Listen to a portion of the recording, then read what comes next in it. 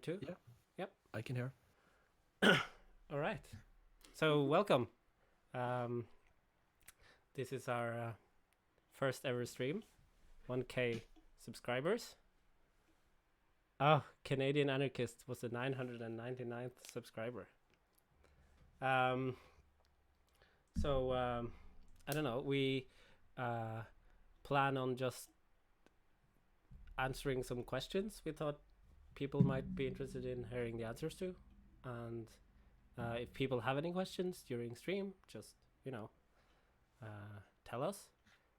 But first of all, maybe Zoe, would you like to introduce yourself? Yeah, hi. I'm Anarchopac, aka Zoe. I like how I view my internet name as the actual name, and my actual name in real life is the AKA. So I've spent too much time on the internet.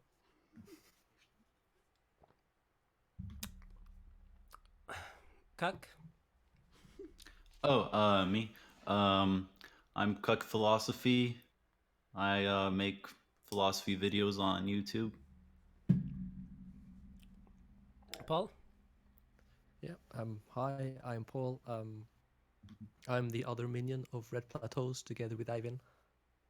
That's about it. Yeah, and I'm Ivan, I'm the other minion. Paul writes the scripts, I make the videos. Yeah, the video bits. So we're gonna play Dream Daddy. So can we create our dad? Yes, let's get to it. So I have already been playing a little bit, but let's start a new game. Good tip.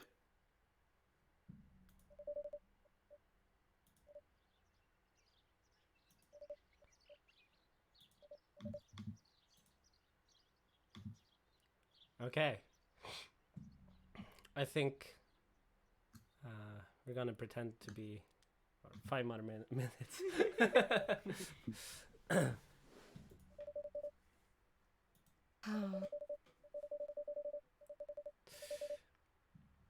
Okay, so like I think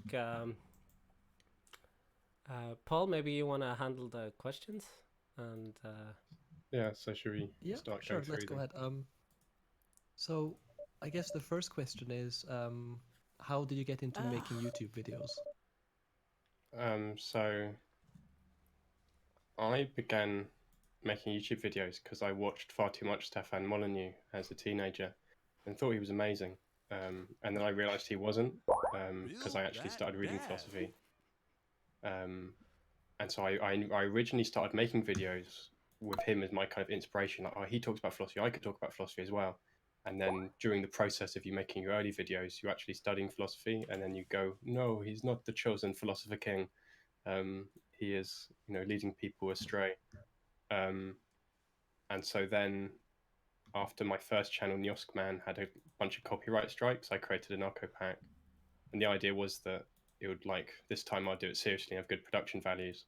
But that very quickly didn't last. And then it just became this thing of kind of pedantically responding to Stefan Molyneux as my internet arch nemesis and kind of ANCAPs in general. And that was like the focal point of my existence as a human for several years. It's weird to say now that Stefan Molyneux's got so much bigger and has become so much more fascist, that there was a few years ago when I was one of the big like Stefan Molyneux experts, just because I'd actually gone and read like loads of his books. I'd listened to hundreds of hours of him. It was a weird place to be. And then I realized that I should stop making videos about him because it's like kind of inherently soul destroying. And so I started talking about, anarchism and feminism. And now I just kind of make videos about what I want, which is, I guess, making response videos to Stalinists and Maoists rather than Stefan Molyneux. So yeah, that's how I began YouTube. Zoe, do you want to pick hair?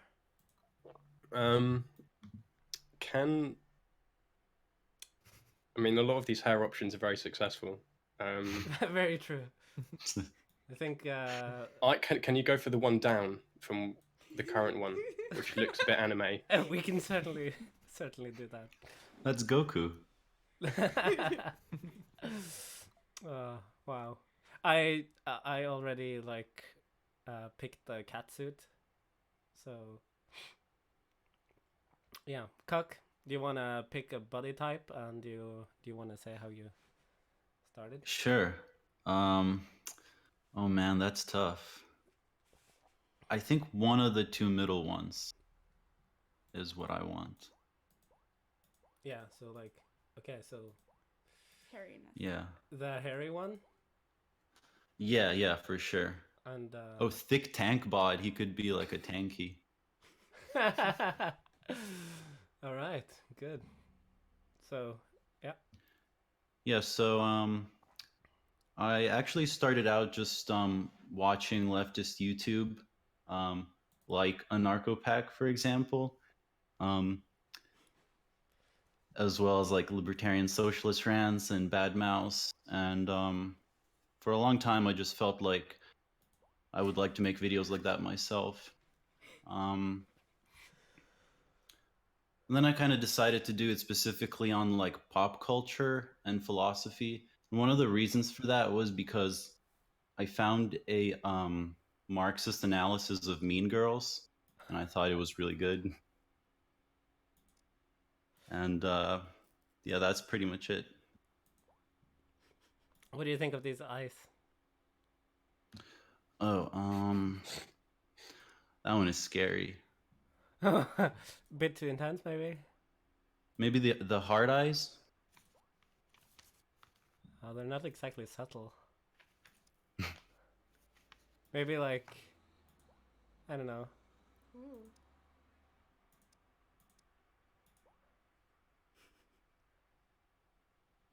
All right, Paul, do you want to continue? Sure. So like, I initially didn't really watch much YouTube at all. I spent a long time reading a lot of Marx, which I feel is the objectively correct amount of Marx to read. In general, I became friends with Zoe through like completely other ways, and started watching her videos, and she introduced me to various LeftTube people in general and their stuff.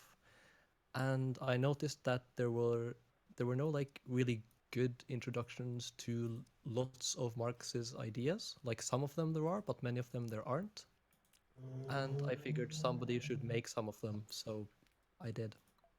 And then I found somebody who could, was willing to deal with, the internet aspect of things and making videos and stuff. Because, yeah, I'm not good with technology or dealing with that kind of stuff. So, Yeah. it's great to find somebody else who would basically deal with the technology and the people on the internet. And then I do the actual sort of scripts and recording audio. But that's kind of it, really. Yeah, So that's pretty much someone like it. just asked when my video about Bad Mouse is coming out, and the Ooh, answer is when is it? quite some time, because the amount of pedantry involved in the video is pretty extreme, and I'm very much a believer in kind of unbelievably oversourced pedantry, and so I just haven't had the time to sit down and do the research and get all the footnotes. Because I've been doing other stuff like teaching, and I've been ill for a week. So I was planning to spend a week making the video. Instead, I was in bed suffering, tweeting about Lenin. So I'm not really sure when it's going to be coming out. I'm going to be recording more videos of me just kind of reading out obscure anarchist texts that people aren't really familiar with unless they're massive nerds, in the hope that there'll be a greater awareness of the history and how there are more anarchist thinkers than just like Kropotkin. So yeah, that answers that question. Oh my. We are reaching levels of dad I did not think possible. I like how our dad's like developing as a human. Yes. Very alternative. Yeah. Okay. Glasses. I think that was that question. Yeah. So what are the other questions? Yeah. So the next one is, what is your relationship with Marx and or Marxism? Wow, that's a big one. So when I was a pretentious teenager, I only really read Bakunin and Bookchin and kind of anarchist sources on Marxism and on Marx. Pretty good. And that was a mistake.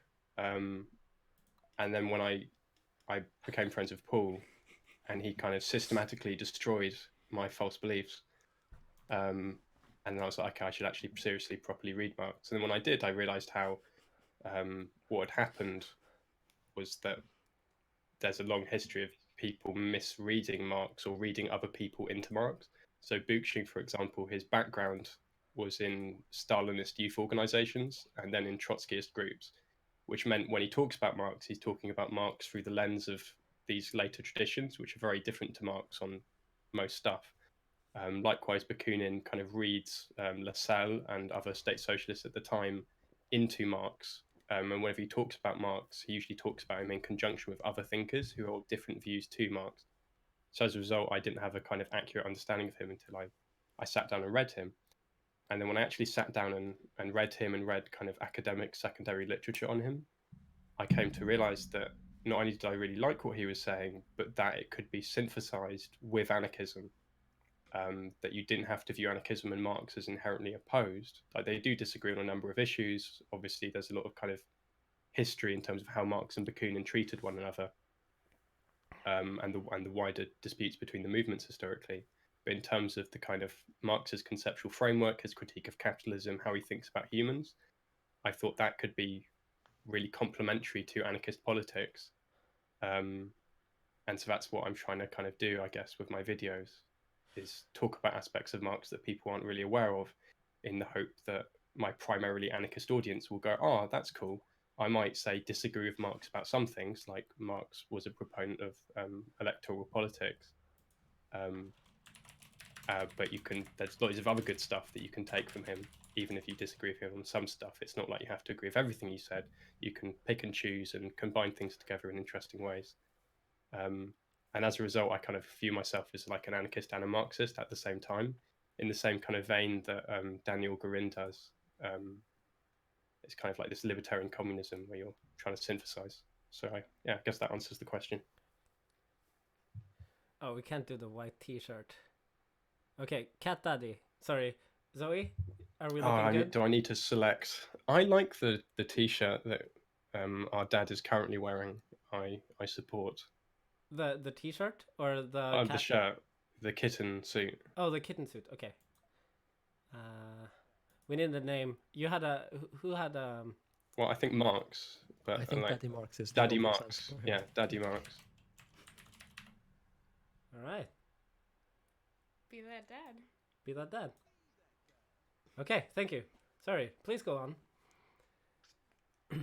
Is it my turn then? Yeah. Okay.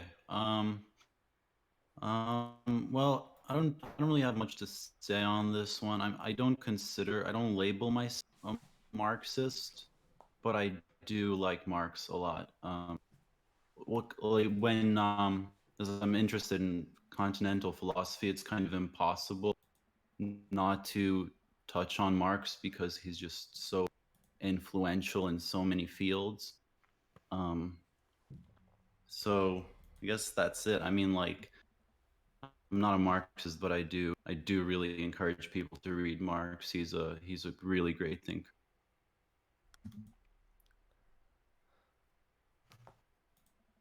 So, Paul, what's your relationship with Marx?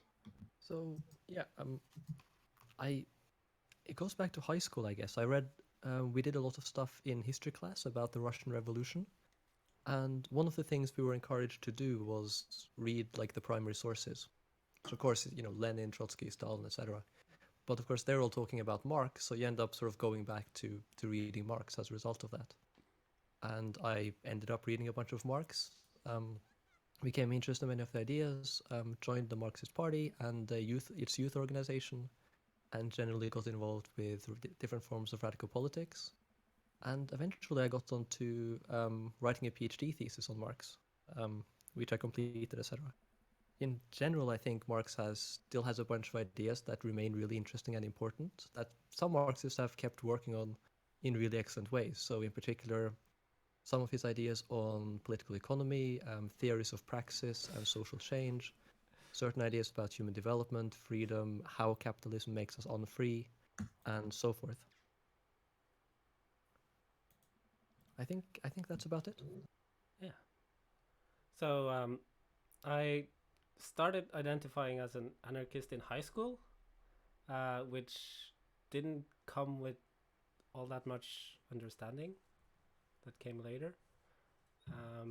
I just knew that I really hated royalty, and so from that, you know, I started reading a little bit of Capital, but I didn't really get into him, like really. But then I started talking to Paul. We played Dungeons and Dragons, and I realized that he was a philosopher. And that he knew a lot of shit about Marx. So he helped me like figure out what books to read. I did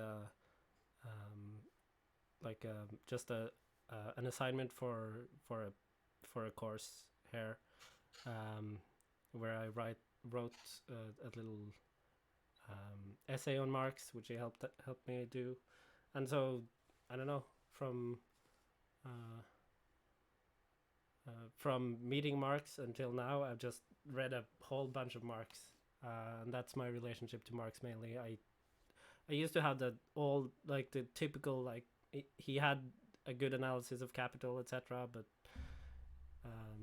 that was about it. And then now, yeah, we're here. Somebody asked what are good books to understand the Marxist-anarchist rift and the whole Marx-Bakunin mess. So there's a single massive kind of fuck off book you should read. It's called The First Socialist Schism by Wolfgang Eckhart, and it's a super thick book with a ridiculous number of footnotes, and it goes through the entire Marx-Bakunin debate and within the First International in chronological order. And it goes through, unlike a lot of discussions, the wider issues in the social movements at the time. So it talks about the disagreements within the Romance Federation, which there were the Federalists who became the Jura Federation, with which Bakunin was a member, and they had a disagreement with some state socialists. And what happened when the two organizations split, and Marx and Engels sided with the Romance Federation, who were state socialists, against the Federalists, who then renamed themselves the Jura Federation. So it goes through lots of kind of really obscure stuff like this, which I wasn't aware of, even though I'd been reading about it for years. So that's kind of the book. It's, to repeat the name of it again, it's The First Socialist Schism by Wolfgang Eckhart. Highly recommend. It's a big book. It's like you really have to plow through it, but it is very much worth it if you want to understand. Yeah, I can second that. Like it's a bit weak on Marx interpretation, but in terms of what the actual organizations were doing and how, especially accusations against some of the anarchists or the federalists at the time, it's the best book there is. Oh, fire the flaming tennis ball at the police station. I approve.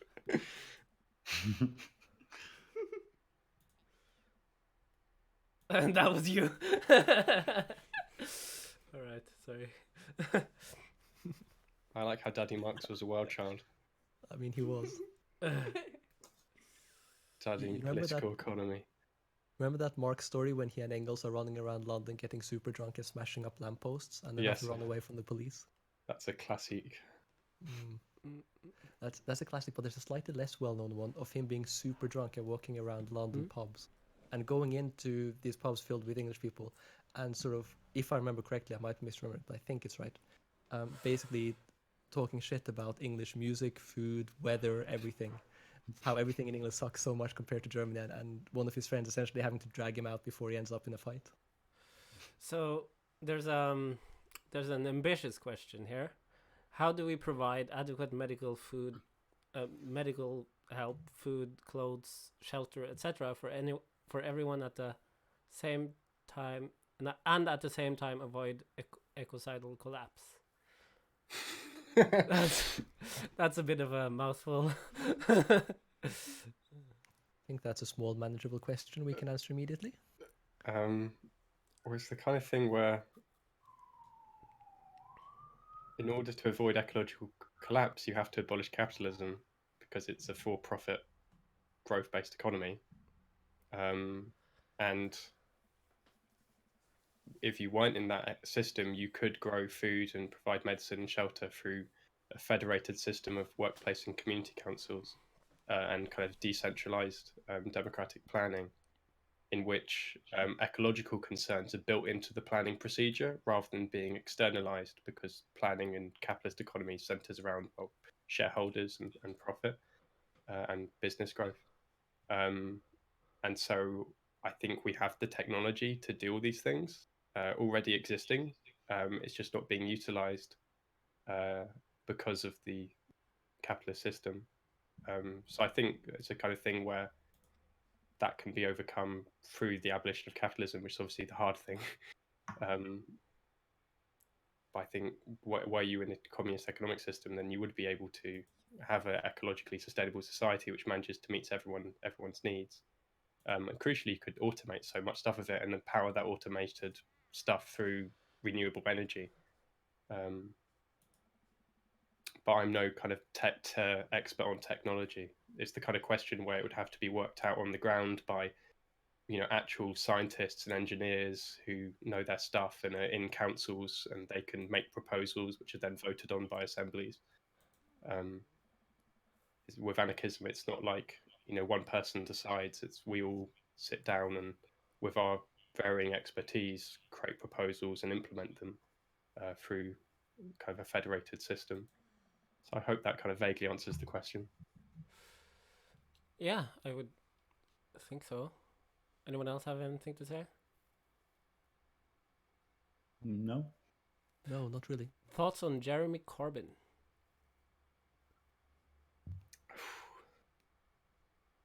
I mean, easily the best thing to happen in British politics for a long time. But that's not saying very much either. Like, yeah. I mean, I think it's nice to see actual social democrats in the political parties again. And I hope he does, I wish all the best to him and his supporters, really. But I have my doubts about what he'll be able to do if and when he manages to get into power.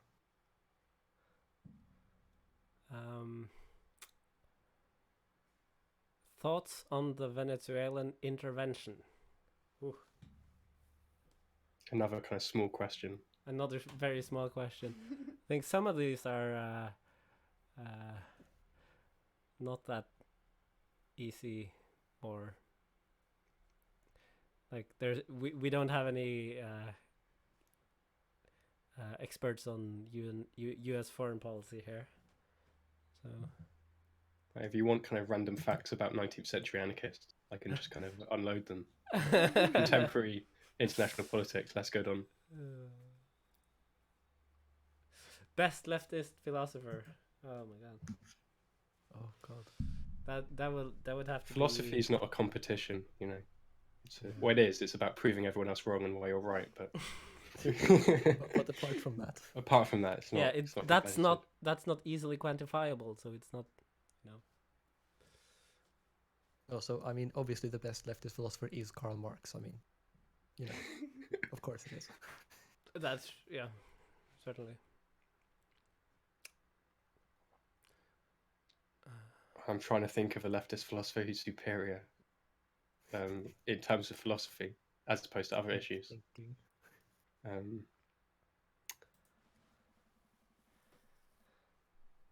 In terms of kind of doing accessible philosophy for the humble proles, I think Malatesta is very, very good because when you read him, you initially think there's not really much going on philosophically.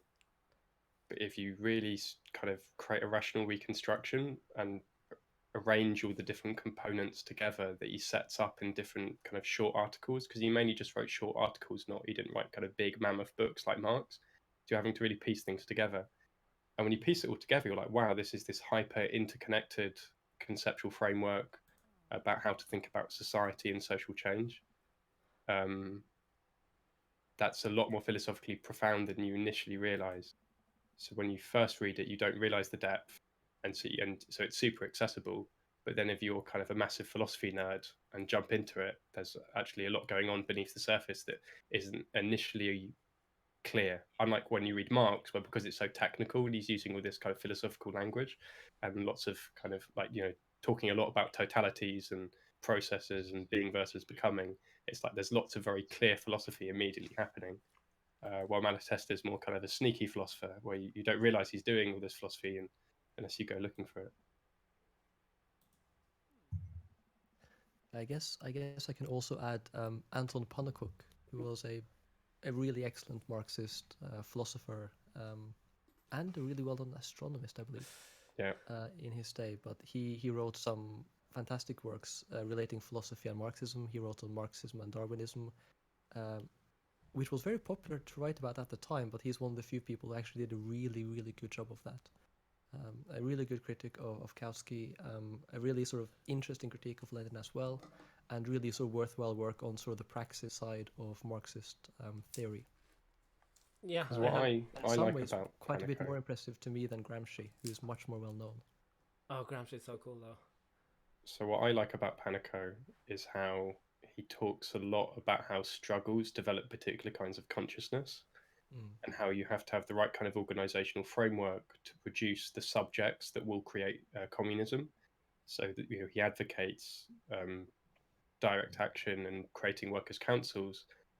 One of his main reasons for doing so is because they're the organizations through which the working class will develop the consciousness and the capacities and the needs that they need in order to actually have a communist revolution, such as believing in their own initiative as workers, having a sense of dignity as workers because they're self-organizing and taking initiative, and the kind of, to use Marxist language, the subjective aspects of social change rather than just focusing on like objective conditions. He talks a lot about the kind of human psychology that's really important for changing society. And part of why I like this so much is because it's the same as what anarchists argue for, just within Marxist terminology. Yeah. That's one of the things I've found so interesting, that a lot of these like humanist aspects of Marx and anarchism are so like you can almost map them one to one. I mean, you'd probably like disagree on a number of points, but Right, and sometimes it was because they'd actually like so there's an Italian anarchist called Cuck, and he writes a lot of stuff about how human needs vary socially within a society and between societies. And when you're reading it, you could be reading Marx. And there's a reason why, which is that Cuck wrote a summary of Marx's Capital, which Marx himself said was good. Because often when there's Marx, when he's talking about people attempting to summarize his work, he's like, no, this is terrible. But with Cuck, he's like, yes, this is good. And so often with the early anarchists, they often say things that come from reading Marx or people that Marx read, but because citations weren't really a thing at this point, they don't say this is where I got it from. But I think with Cuck it was from Marx, even though he was a committed anarchist. Oh shit! I've almost forgot Georg Lukács, who is Yes. just an incredibly important Marxist philosopher, and like his essays, especially was it Reification and the Consciousness of the Proletariat, I think it is. But basically all the essays in history and class consciousness are outstanding. And it's really, really important. His work on ideology, on consciousness raising, his discussion of the importance of your sort of social positioning and how that influences how you're able to think about and conceptualize the world around you, and how that lays the groundwork for raising certain kinds of consciousness that in turn lead to certain kinds of social change, I think is really important. And it's one of the sort of most important sources for what becomes the Frankfurt School, what becomes even like sort of standpoint theory and so on. So he really deserves to be mentioned. His work is really good. Proto-cultural Marxist. Shall we do the next question, which is, how did you pick your channel name? Because with my channel name, I always have people on Twitter assuming I'm a pacifist because my name, and it drives me a bit berserk, really. But so Ironically. when I created my channel when I think I was about 16, it all kind of phases together when you get to my wise old age of 24. It's hard to exactly map out what time it was, but I think I was about 16. And at the time, I was kind of sympathetic to anarcho-pacifism, having read its Wikipedia page and some other stuff. Because at the time, I had a kind of strong aversion to violence, because PTSD. And so you thought, well, I can't call myself anarcho-pacifist because people think I'm against violence in all situations, when I'm in favor of violence in kind of self-defense situations. So I'll call myself anarchopac to indicate that I'm not a pacifist, I'm a pack. I'm like sympathetic but not fully committed. And instead what happens is everyone thinks you're an anarcho-pacifist. And you're like, 16-year-old me didn't really think through the name. Like when I created my channel, I didn't think I'd be doing it in 2019 as a kind of living. I thought, I'm just going to make videos where I talk about philosophy and stuff, and that would be fun. Little did I know that it would become like my brand image. And people would kind of make assumptions about me because of it. And I've thought about changing my name, but I never know what to change it to. Like, what's a cool name? And so I just kind of stick with it and then continue to be grumpy about people thinking I'm a pacifist. So yeah, that's my situation. What I want to know is, why did you call yourself Cuck Philosophy? Like, I want to know the thought process. The origin story.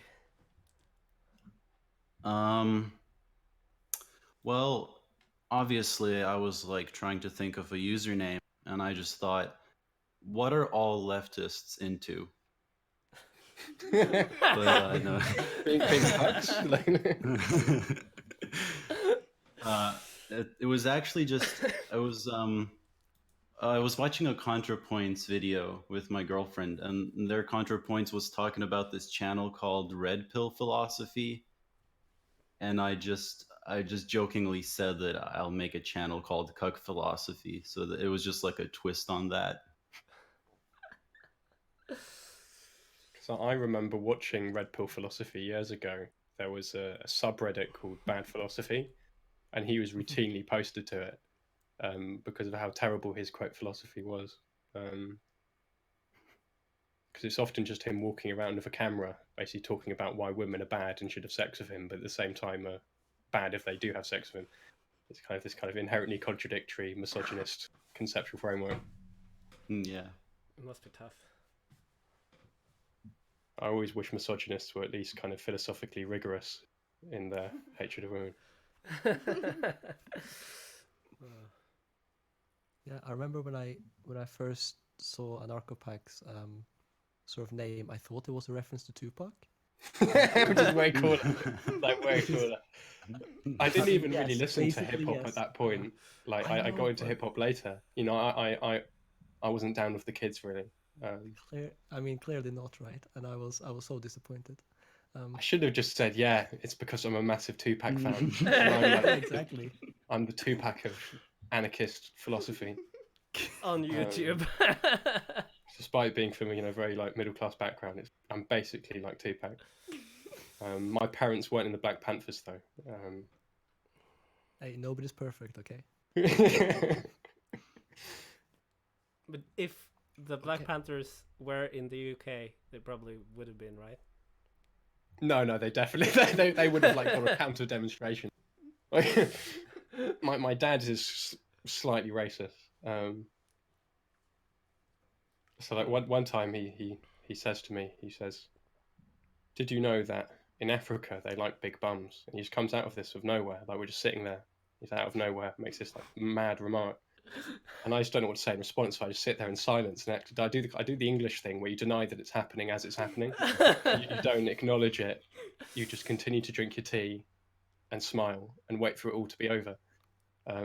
So no, he definitely wouldn't have been in the Black Panther.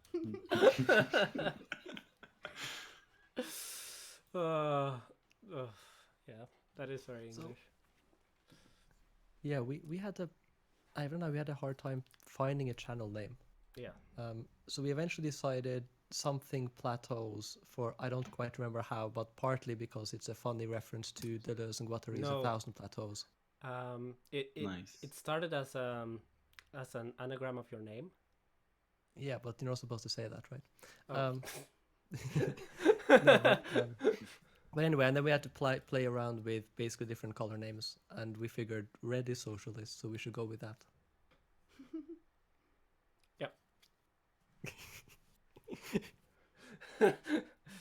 Dun, 'Cause it is a dun. much superior name to mine. Is it though? Like, I think Red Plateaus is like a superior brand image than Anarchopac.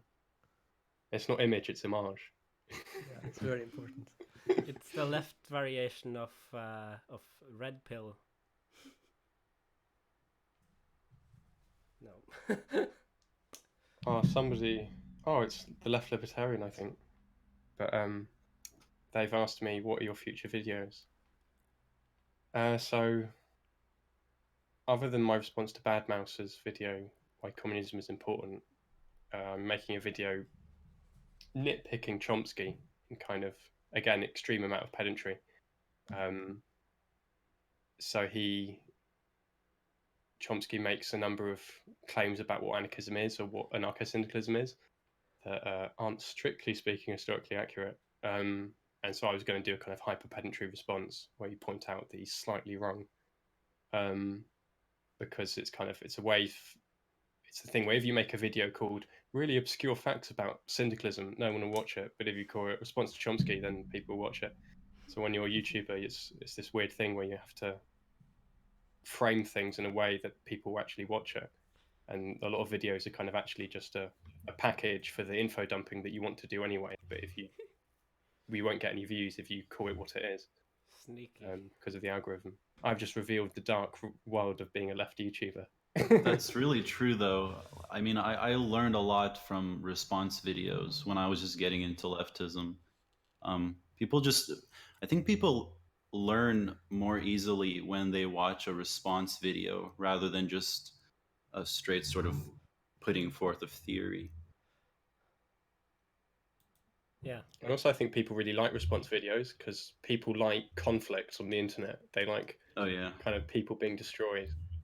And in my videos, I try not to go for the whole kind of I'm destroying you thing, more kind of like I'm systematically proving you're wrong in a slightly passive aggressive way, Yeah, yeah. as opposed to like kind of amazing atheist style response videos. Destroys Chomsky. Yeah, with facts and logic. But there's always an absence of A, facts, and B, logic. Where is that word? Yeah. Curious that. I find the whole aesthetic of rational mandom very interesting, in the way in which it's about, like, they'll talk a lot about logic, but clearly have never actually studied formal logic. And they can't actually even make like logically valid arguments, while at the same time talking about how inherently logical and rational they are. And one of the interesting things that happens with men is that, so they'll have emotional experiences, but because they view themselves as being rational men, it means that they'll view their emotional responses as rational responses. So when they have some kind of weird internal feeling of, oh, this is bad when women do this, it's not an emotional response because they've been socialized to be sexist. Instead, it's because they're rational. And then they then have to, as a result of that, come up with a very elaborate after the fact narrative about why they think the things they do, which doesn't confront the fact that they're an irrational human who has profound prejudices. Instead, it's because they care about science, and they'll find all the things they want to keep that view of themselves as a rational being rather than as a kind of inherently emotional being that is able to be rational. Although obviously thought and emotion are interconnected, if you look at the science. But yeah. I think you were the one who I first heard use the term performing rationality. Yeah.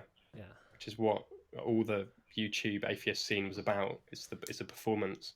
Yeah. Because like if you want to actually make a rational response video about feminism, you'd go to the library, you'd get about 10 books, and you'd read them all systematically, reconstruct the core arguments, then you go through point by point, showing why they're false, again with citations of history books or biology books, and you'd have this kind of profound understanding of the topic and insightful responses.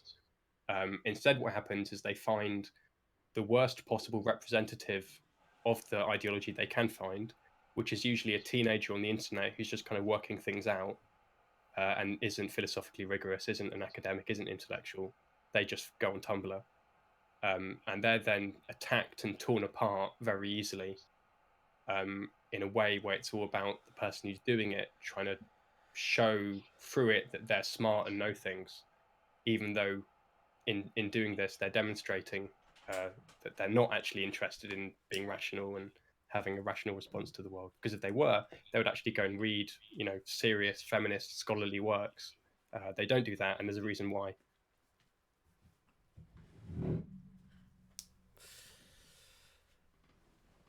Yep. So I feel the previous question sort of already covered the at least always bits of what we're working on now and what we plan to do afterwards. So it might be sensible to just sort of go to that question Yeah. and do that before the others. So first of all, I guess, do you have anything you'd like to add to that, Zoe, about like what you're doing now and plan to do in the future? Well, in my computer I have a folder where I have all my scripts, and there's a very large folder called In Progress, which is all the things I begin but never finish. And so at some point I need to kind of go through and finish a bunch. There's one video which I'm working on for a while. I'm not sure when it's going to be done. It's a deep video. It's a tour of my house where I live during the holidays, not in term time at uni, which is my dad's house. And so it's a tour where each room I go through a different horrifying thing that happened. So it's this profoundly dark video, but the idea is that it's meant to demonstrate how when you're in this environment, you're in this kind of environment of pain and suffering because of the things that have happened there. So even if you're not currently having a horrific experience, you kind of are, because there's just bad vibes everywhere in the carpets and in the ceiling. So I've got a bunch of kind of like me talking about my extreme life experiences and mental health problem videos, which I kind of, it's like my weird form of therapy. So I'm going to be doing those at some point.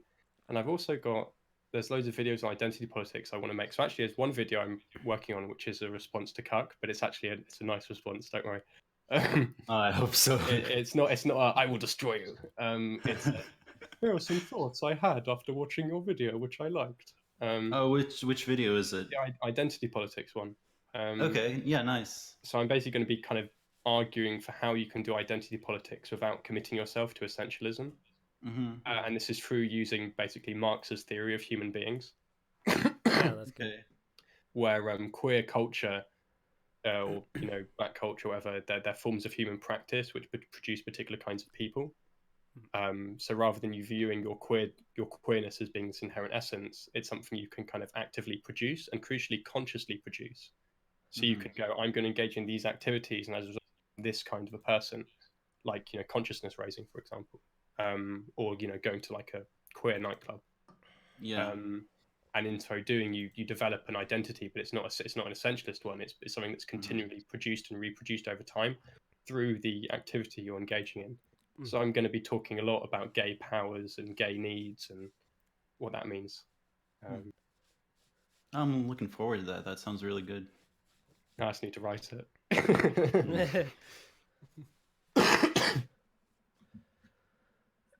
So yeah. So what's everyone else going to be working on? Well, my next video is gonna be on adore culture industry and the Emoji Movie. I've already recorded the audio, so I just have to edit it and make the video. After that, I don't really know yet. It'll just depend on whatever idea I come up with.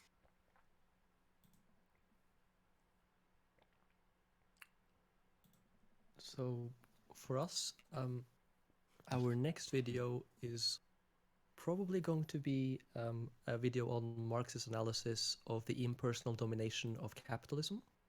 So specifically the ways in which we're dominated by sort of impersonal capitalist type market forces.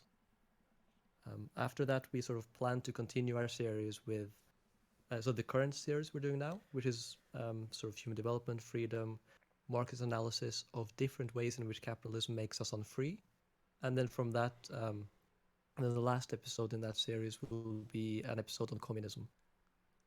We also have planned a couple of response videos to stuff like Marx on justice, and maybe a response to PragerU's video on Marx, which is so incredibly bad. It's actually hard to figure out where to even start, because they don't even support most of their claims. There's a claim that he writes something in capital that is just plain false. There's like quotes, they've taken half the quote, so it sounds like he says something different than something else he says. And it's just like, it's amazing, like it's completely what's the word, it's completely incompetent in a certain way, and it lacks any kind of like minimum levels of sort of decency with respect to dealing with your subject matter in like anything like an academically responsible way, much as any other kind of responsible way. So we're figuring out how to do that, and we're figuring our next series, once we're done with the one on sort of human development, freedom, capitalism, and communism.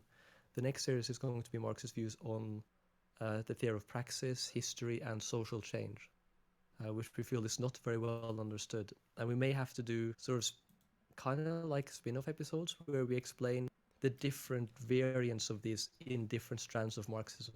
Because there's this really weird thing that I think I've only ever seen in internet Marxists, or like among contemporary internet Marxists, which is this idea that Marxism is a single like tradition where they all basically agree with each other and seem to be part of the same thing. And they seem like blissfully unaware that there's Trotskyists, there's Stalinists, there's Maoists. And not only are these people and these movements things, but they're supposed to disagree with each other about lots of really important stuff, both theory and sort of strategy. So it was quite amazing to me when I first started watching some of the Marxist YouTubers who seem to think that, for example, if you're a Stalinist, that's basically the same thing as being a Maoist, with perhaps a slight shift in emphasis. So yeah, like I said, we might have to end up doing videos of explaining some of the differences between different strands of Marxism to even make sense of some of this stuff. Sorry, just to interject, we just met our first dad. I mean, Exciting. I think our Marx daddy would make a move. Yeah. I mean, I'm for this. Look, he has a dog as well. Because I like how we are literally developing the gay powers of Marx. Exactly. We are now communally developing gay powers. It's true. Paul, sorry, go on. No, I think I was done with the question. We have a lot of stuff, but yeah, we have a lot of stuff planned, and we probably have stuff planned for years already. But yeah, I think it covers a lot of it. A question from chat: is there any way for MLs and anarchists to work together? Whew. I guess people can kind of guess my response if they follow me on Twitter. No, not really. But well, see, the basic problem is that there's often this argument of we have the same ends, we just have different means. Well, means are ends, right? Like if your end kind of revolutionary moment is creating workers' councils based on the forceful expropriation of the means of production by the workers themselves, crucially, outside of the state and independently of it, that's a different short-term end than the short-term end of creating a workers' state or seizing the existing state and converting it into a workers' state. So there's a fundamental disagreement there, which means, well, how can you work together given that you have fundamentally different short-term kind of immediate revolutionary goals? Now you might be able to work on certain kinds of things, like I know you can both do anti-fascism together, but once you get into any kind of serious biz moment where there's potential of revolution, then I don't really see how, especially given the very long and proud tradition of Marxist-Leninists betraying the anarchist movement. So I haven't read about this in a while, so don't quote me. But as far as I remember, in Cuba, for example, there were anarchist trade unionists who worked with and supported the kind of Marxist aspects of the Cuban Revolution. But then when when they won, the anarchists were then totally screwed over. Their unions were forced to close down. Their press was forced to close down. Many anarchists were imprisoned or fled the country. And you have similar things in China and in Russia. Actually, it's much more extreme during the Russian Revolution than in Cuba, in that much more people were killed, much more anarchists are killed in the Russian Revolution by state socialists than the Cuban one. And given that history, and given the fact that Marxist-Leninists not only routinely defend this, but make jokes about it, they make memes about it, they actively support it and will defend it and say it's a good thing. And given that, I don't see the potential. And the other main reason why I don't see the potential for working together is that we believe in different kind of organizational frameworks, even in terms of immediate short-term organizing. So, anarchists are against democratic centralism. They're against having a central committee. They're against having, the kind of party leadership. They're against forming, parties full stop. They advocate totally different ways of making decisions and organizing large groups. So anarchists historically are in favor of a kind of federalist system where each group joins the federation but has an independence of it and can make their own decisions and isn't forced to adhere to what's been decided at the assembly of all the people within the federation. Each subsection of the federation goes, yes, we're going to follow this decision. And if not, they can leave, as opposed to some kind of like party discipline system where you don't have a say. So yeah, that's my view, briefly put. I'm not sure what other people say. Cuck?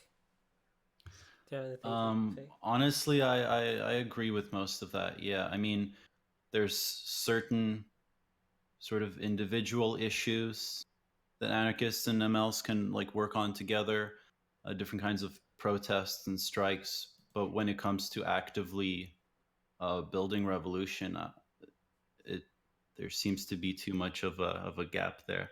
I don't know. Maybe Paul could add anything.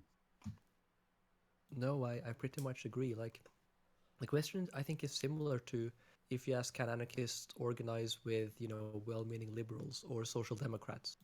Like, well, yes, on some limited campaigns and so on, but at a certain point when you're looking at how to like structure mass organizations,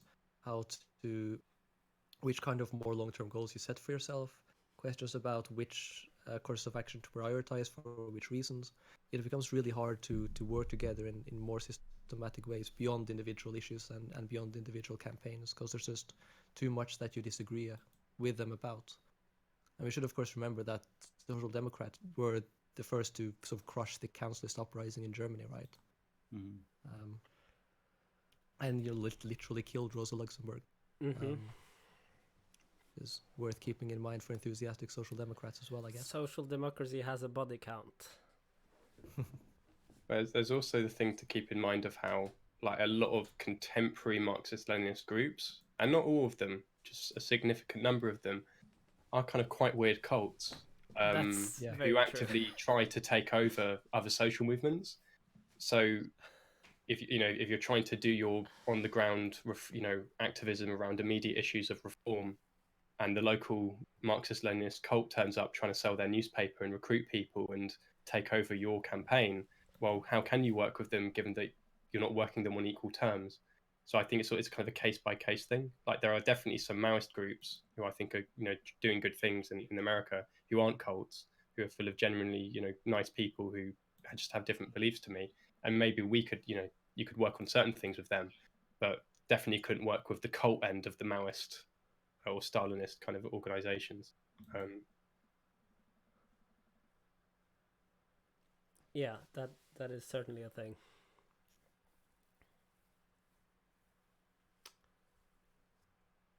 Do you think Machno was a good anarchist? I've seen a lot of people who don't really support him. I haven't read enough books on Machno to answer that question. That's the bit of my reading list I'm yet to really get to. I'm stuck in like syndicalism at the moment. I'm yet to read all the Machno stuff. So I kind of don't have a horse in the Machno race. I will say that I do like the platform. I think there's a lot of good stuff in the platform, but my main knowledge of Machno is what's in the organizational platform of libertarian communism. And the flag is great. The flag's pretty good as well. That's my critical support for Machno. Good flag, platform's good. Other than that, I don't really know enough. Cuck, Paul? I mean, same here for me, really. Yeah. What's your thoughts on Rosa Luxemburg?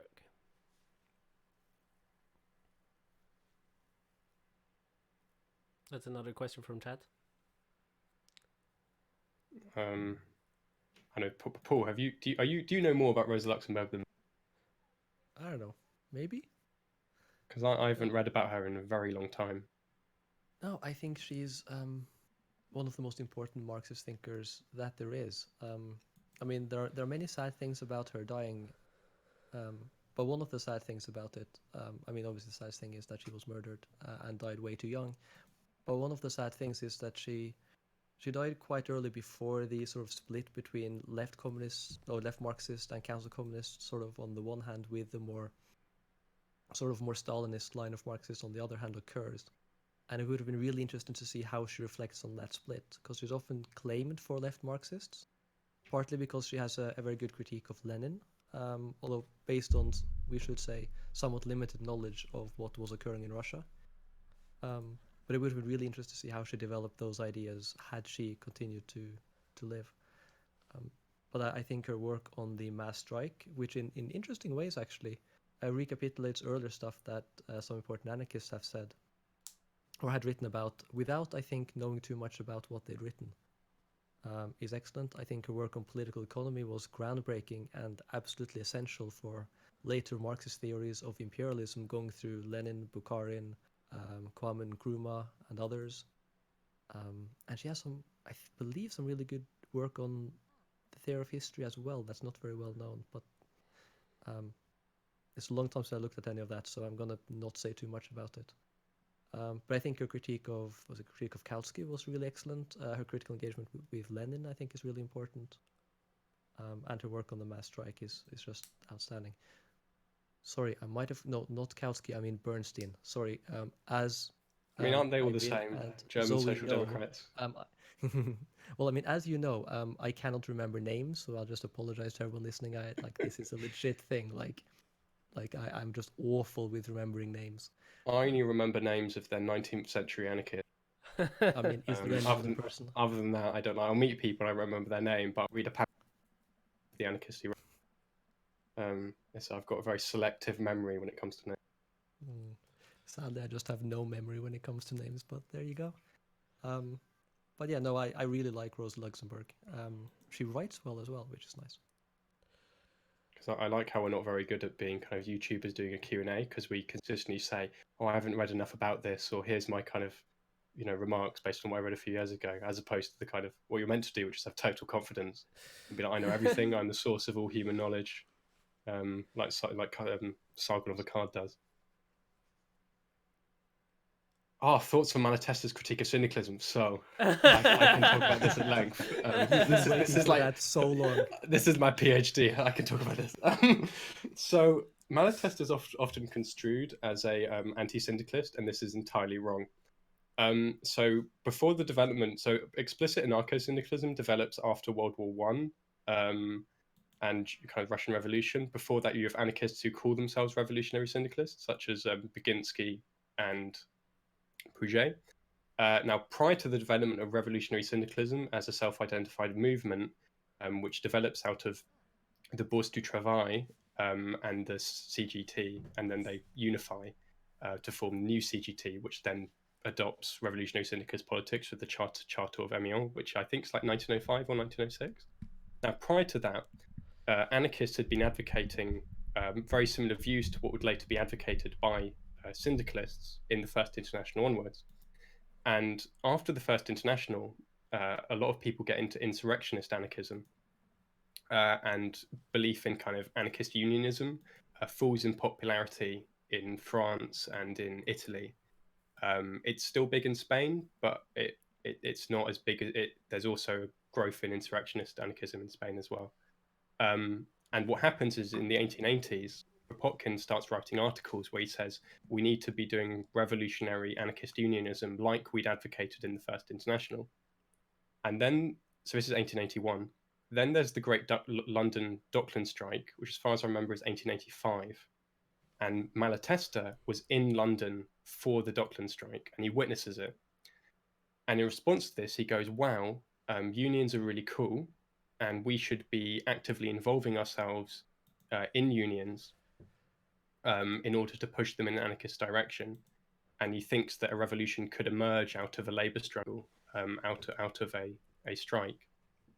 And then what happens is that as revolutionary syndicalism develops as a self-identified movement, Malatesta has concerns about, well, loads of anarchists are jumping into the revolutionary syndicalist movement, and he was worried that the anarchist movement would lose its independence. It would be subsumed into revolutionary syndicalism and cease to have an independent existence. And one of the main premises of revolutionary syndicalism was the idea that syndicalism was sufficient into itself, by which they meant that you didn't need a distinct other kinds of organization or other kinds of politics in order for the revolution to be successful. You just needed to have syndicalist unions, workers would join them and they'll develop class consciousness and you'd be able to have a revolution. Now, Malatesta disagreed with the idea that syndicalism was sufficient unto itself, and he advocated that you have specific anarchist organizations which exist parallel to the unions, which instill anarchist ideas into the membership. And what Malatesta was against was having a exclusively anarchist union, because if he thinks that if you have a union which is explicitly anarchist in its statutes, then what will happen is either two things. Either it will be a specific anarchist organization that calls itself a union, but in reality isn't, or it will be a union that has explicitly anarchist politics where most of the membership aren't actually anarchists. They're just there because they want increased wages or improved conditions, etc. And he thinks, therefore, as a result, you should have a neutral union, so it's politically neutral, and then parallel to that, have a specific anarchist organization which is involved in it. And when Malatesta critiques syndicalism, he's critiquing the idea that syndicalism is sufficient unto itself. And he's also critiquing the idea that you should have an explicitly anarcho-syndicalist union as opposed to just a standard union. And that he was against the idea that the general strike itself would be the revolution. And what's important to remember is that revolutionary syndicalists, anarcho-syndicalists and revolutionary syndicalists would consistently view the general strike as what would lead into expropriation and social revolution, as opposed to them being identical. But some revolutionary syndicalists did talk about them as being equivalent, and Malatesta critiqued that. He was like, no, it can't just be a general strike, it has to be an insurrectionary general strike, where the general strike is the launch platform for the forceful expropriation of the capitalist class. So that's my thoughts on Malatesta's critique of syndicalism. The Cliff Notes. Yeah. It's more in depth in my PhD, which you can fund on Patreon. Thoughts on gun ownership and their role in politics? That's another very simple. I've been talking too much, so someone else should talk. Cuck? Well, I'm personally pro gun, I guess. I think especially in the United States, I don't know, maybe you would disagree, but I think that the prospect, considering the sort of state of American politics and the sort of nature of the police force here, I think it's a very scary notion for only the cops and the military to have guns. Yeah, that seems like a, well, from a European perspective, it seems like a very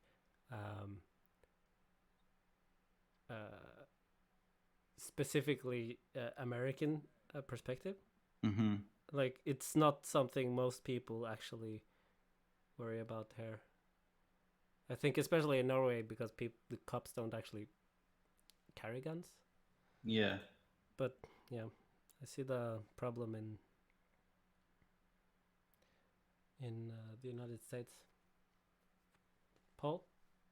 Yeah, I mean, I basically agree with Cuck for the US. I think Norway is quite different, partly because our cops don't typically carry guns, and also because our cops kill a lot fewer people. But also, like, despite Norway having really strict gun laws and regulation, there are a lot of guns in Norway because hunting is very common and very popular, as is shooting as a pastime. So the actual guns per person is reasonably high in Norway, despite having very strict regulation. Yeah, that's true. So I've never actually seen a gun in real life, yeah, other than like when you see cops carrying them around when they're in kind of counter-terrorism mode. So what gets me about America is the idea that you can go to a massive supermarket, and when you're getting your cheese and your crisps, you can also buy a weapon, like in Walmart, and that just blows my mind. It's like, you know, what do you get from the shop today? So like, I got a gun, and some light snacks. That just weirds me out. That's all I view about gun ownership in America. It confuses my English mind.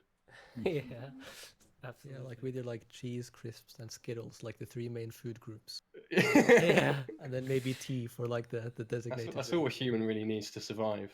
That's and a true. couple And you boxes of and 9mm. and you have your gun as well to defend yourself from people who try to take what's rightfully yours. Your Yeah, I mean, chips and Skittles your are precious Yeah, commodities. it's like you need guns to defend your right to property, which in practice means owning light, snacks. Let's not get too deep into Skittles discourse. But yes, certainly. I think we can take the next question. Paul, do you have a? What's the next one? I mean, yeah, the next question we had lined up was like, how have your political views developed as time went on? Right. Oh wow, I can tell my origin story, Or the story, your dark secret past? my dark secret. I had terrible When politics an when I was anarchist growing bit you. up. It's not. Yeah, I'm nice like Spider-Man. I was in a lab, and an anarchist they were keeping there gave me a pamphlet. So I was politicized through conspiracy theories.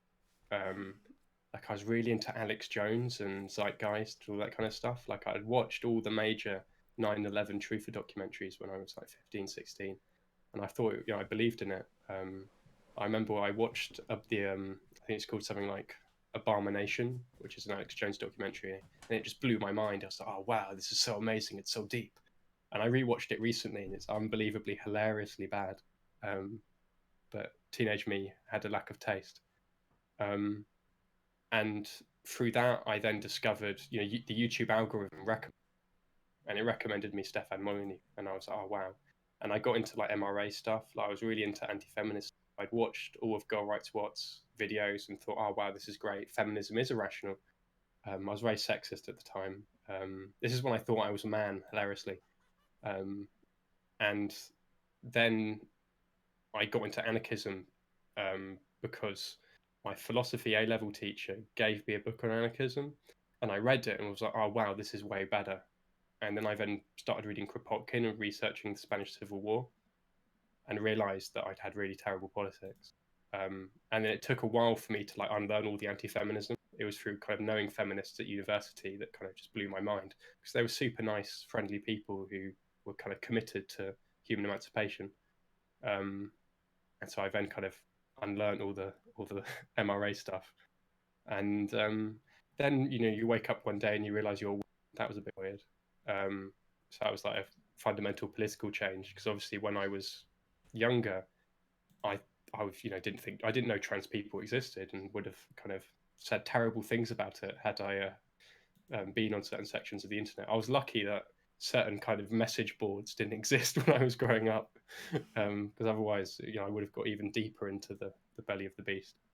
And so then I got, super into anarchism as like an obsession. Like you just read about it, And then I started reading about Marxism and go, oh, you can combine it. And also like started reading more stuff on anti-racism.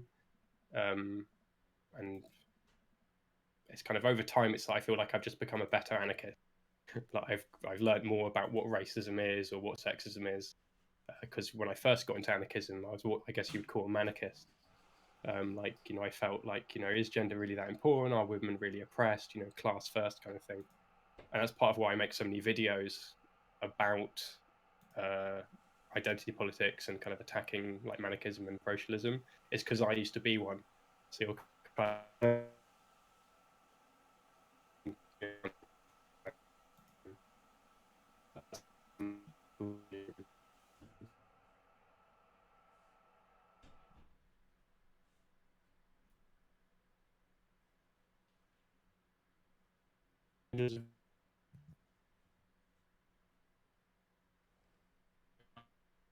connection.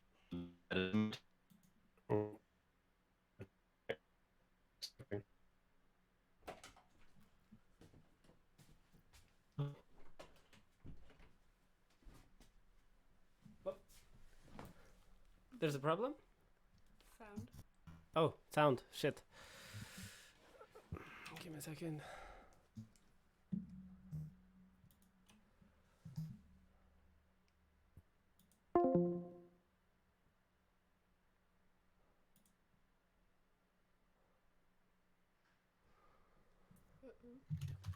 Okay.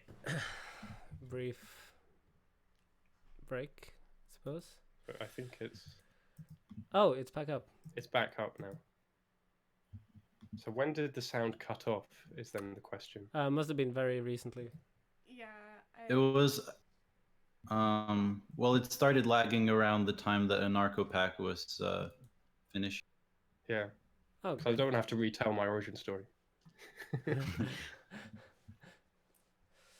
great. Yeah.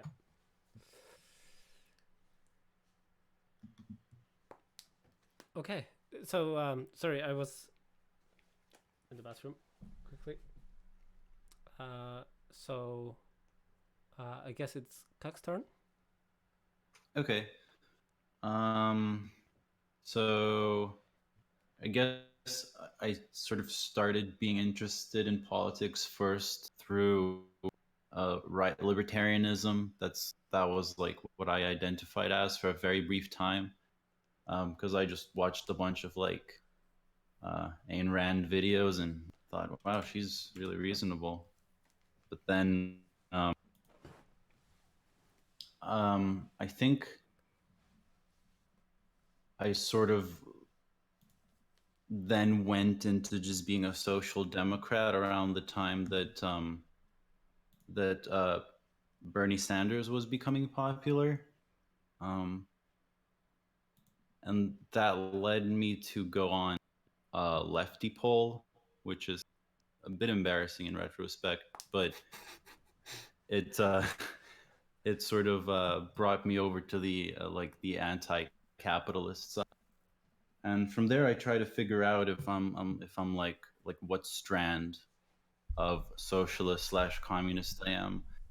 And I guess it was mostly YouTubers like Anarchopac and Libertarian Socialist Rants and Bad Mouse and people like that who brought me over to anarchism. And now I still have sympathies with anarchism, but I don't explicitly identify as one.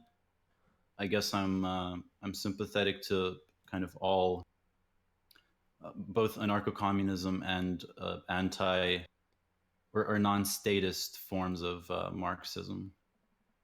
I guess that's it. Mm-hmm. Paul? Yeah, so as I mentioned, I started reading lots of especially the Marxist classics when I was in high school.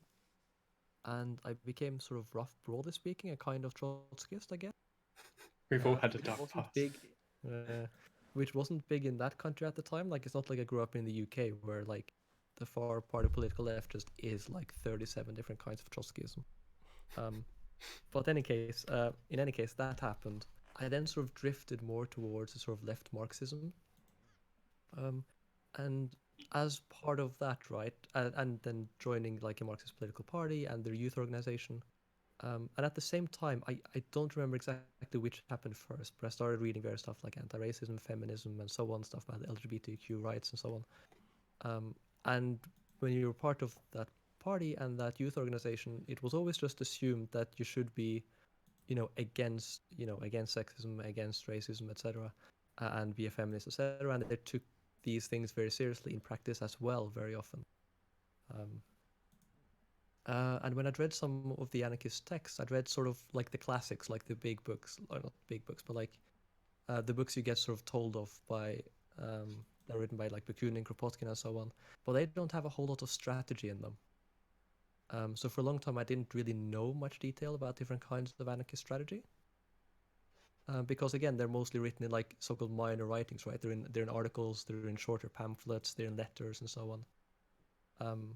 Because the debates about this are happening within the movement. They're not happening in sort of like the spin-off quasi-academic treatises that, say, Kropotkin will write, which is much more for, if you want to know more about this particular thing or want to ask some specialized thing, you could read that. But for like the actual movement debates, it's in, like newspaper articles and so on. So it took a while as time went on before I started reading a bunch of more of those texts, which Zoe helped me a lot with. And Read Malatesta. especially Malatesta. I remember it's like, yeah, I know Bakunin, Kropotkin, like Goldman, etc. Zoe sat me down. I was like, no, you have to read Malatesta. You have to read this book. This is the objectively correct book that you should be reading. The Should book read it is from The there Method to of there. Freedom. Exactly, It's the of book course. that, if you haven't read, you need to change that about who you are as a person. Like, it's Yes. so good. Because what's so good about Malatesta is that most of what he writes really short, so you can dip in and out. And in The Method of Freedom, most of the texts are a few pages. Like the really big texts are like kind of 20, 25 pages. But the vast majority of them are like 2, 3, 4, maybe 8. So they're very short. And then and the book charts Malatesta's intellectual development. So you can read the early Malatesta and then see him develop his kind of syndicalist views, and then his critique of syndicalism, which is naturally a critique of syndicalism, as I said, and also his like the platform debates and the later stuff he says, as he's responding to real historical events on the ground and different contemporary issues. So what's really good about it is that you appreciate the extent to which he was actually responding to the actual situation on the ground. So, for example, there are articles in which he advocates anarchists working with Republicans to overthrow the monarchy, because if you overthrow the monarchy and have a republic, you'll have better rights, which enable trade union organization, which was illegal under the monarchy. And so it gives you all these really nice kind of concrete, here's our strategy for this situation, as opposed to a lot more kind of anarchist stuff and strategy, which is a lot of kind of broad brushstrokes and more vague. Like, we're going to have a revolution and here's what it's going to be like. Well, most of Malatesta's stuff is a lot more nitty gritty. Like, there was this strike that happened. Here's what I think about it. And that's what I kind of really appreciate about it. Because obviously, when we develop strategy now, it's in response to what's going on right now, as opposed to the big broad brushstroke stuff. Yeah, and what I think is essential about specifically the Method of Freedom collection is that it has introductions to the different parts that explain, that tell you exactly who Malatesta is responding to, what he's arguing for, and why he's doing it. So if you just read a bunch of Malatesta articles cold, it looks like, for example, he's, say, critiquing syndicalism as a thing, whereas what he's actually doing is critiquing one particular kind or one particular piece of syndicalist theory so that the existing unions can do stuff better and so on. And you don't necessarily know that until you've read the introduction and then understand the text in light of that. So one of the really great things about the collection is that it gives you sort of the necessary context or the context you need to understand what Malatesta is doing in each of the texts. And if you want to go super nerdy, the guy who's editing all this together, he's called David Toccato. He has a book called Making Sense of Anarchism, Enrico Malatesta's Experiments with Revolution. And it's a really good book to read in conjunction with the Method of Freedom anthology, which Toccato himself, put together, because there's a lot of crossover between it. So, you can read the chapter in the book which discusses a particular period, then you can read all the things Malatesta wrote in that period, which are in the anthology. And that's what I've done, and I highly recommend it as a kind of intellectual experience. Yeah, same here. And just to finish up the thing of my sort of political development, right? I mean, I generally have problems with precise like labeling. You know, you go in that box, you go in this box. But I guess I identify broadly as libertarian socialist and drawn both sort of anarchist and Marxist ideas.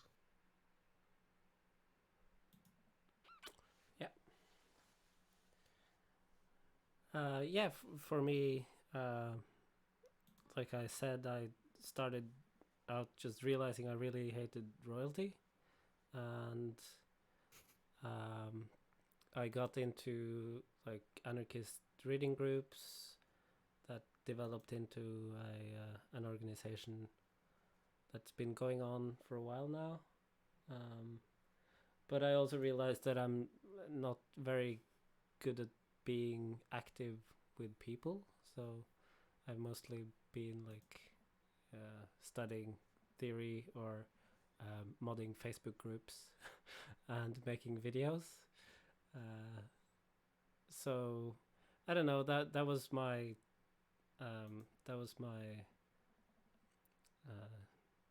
sort of where it began, and as time went on, I guess, you know, I'm sort of converging into this libertarian socialist thing, which I always already were, but I'm just getting more well read and hopefully, you know, a better activist as well, developing my powers. So there's not much more to it than that, I think. I'm still appreciating the surrealism of kind of in-depth discussions about leftism while this video game's going on. So every now and then I look back at it and I'm going like, oh my god, this is amazing. How is this game made? What's happened so far? What's the progress? Like, is our daddy close to getting laid? Have they gotten laid? I haven't been keeping track. I've been so Sina, distracted by the info dumping. I guess, I mean, I didn't introduce myself. Oh, no, sorry. I make thumbnails. And we've met like 3 different dads so far. We made a good impression on 2 of them, but the last one is like this rich guy with these creepy kids. Class enemy. Yeah, we didn't make a good impression, but it's whatever. I don't think I think that's right for Mark's daddy. Unless he's kind of looking for like a sugar daddy to pay for him to be able to write Capital. His angles. Is what you're saying? Yeah. I'm sure people have written like Marx and Engels homoerotic fan fiction. Like, there must be corners of the internet where that's happened. With such excellent beards, how could they not? I mean, somebody on Twitter replied to your tweet, Zoe, with "This is all I ever wanted?" ? I approve of the sentiment.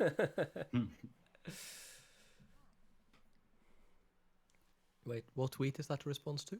My tweet where I said, you know, we're going to be talking about Marx while playing a gay dad dating game. Tweet.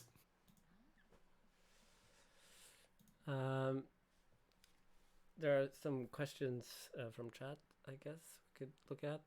What would you think of Marxism, Leninism, Maoism if they did away with representative democracy in favor of direct democracy?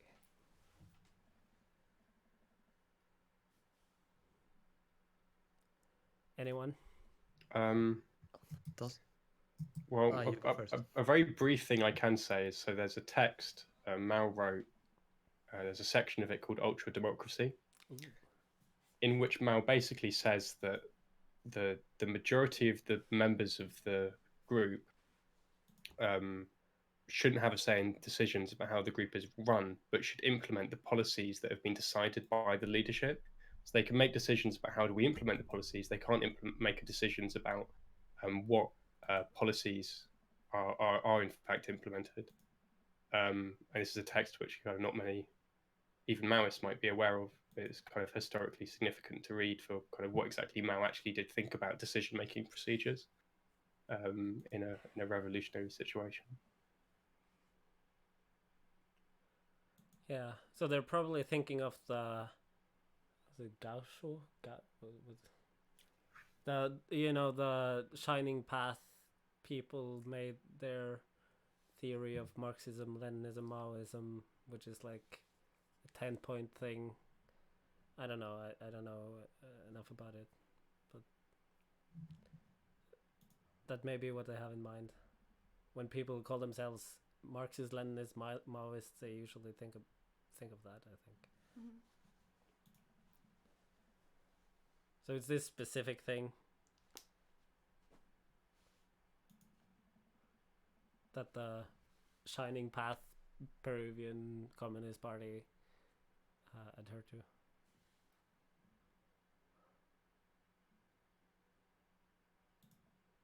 And yeah, for myself, I don't know much more about it than that. So.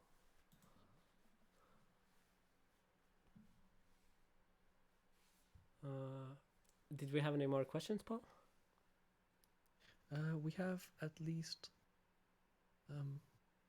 Okay, actually, I think I can say something about the last question. Okay. That was one like, would you like Maoism if we did away with represent and like implemented direct democracy, right? Mm-hmm.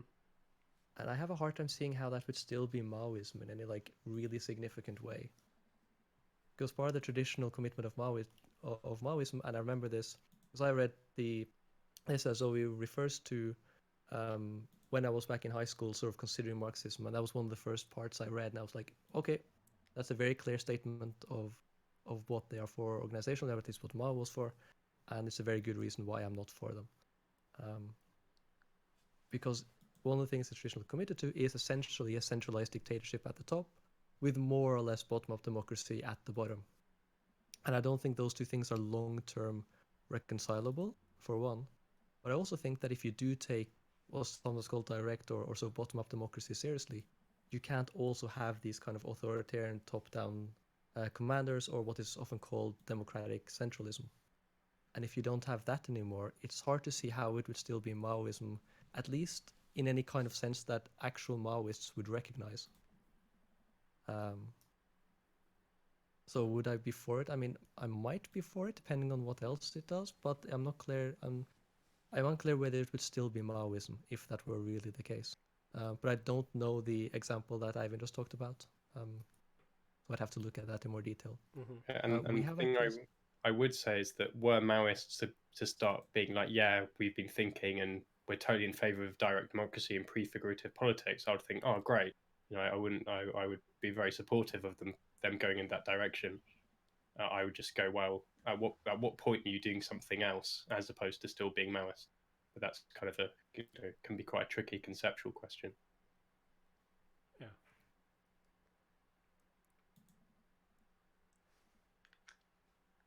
Okay. So, Paul, unless there's there's one sort of last question we had, which is, what's the overall goal of your channel, right? So what's the main thing you're trying to do? Mm-hmm. The forceful expropriation of the capitalist class by the workers themselves is my bold ambition. Well-being for all.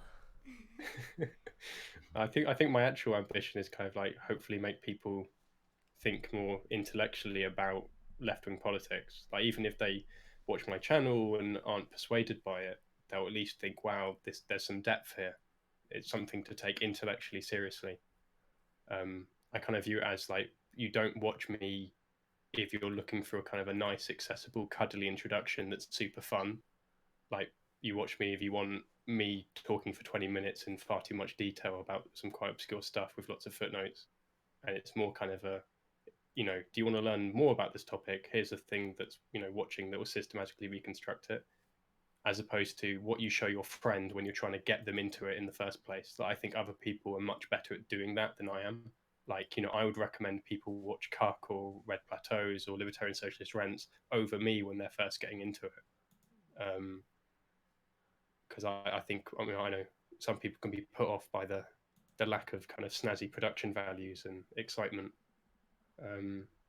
So I kind of see my role as, well, I'm not good at doing the snazzy production values and the excitement, but I am good at philosophy. So I'll focus on that and trying to kind of provide systematic accounts of certain interesting topics and making kind of rigorous philosophical arguments for certain conclusions, in the hope that I'll persuade people to think differently, or at least take a position more intellectually seriously than they used to. I guess that's kind of what I'm trying to do.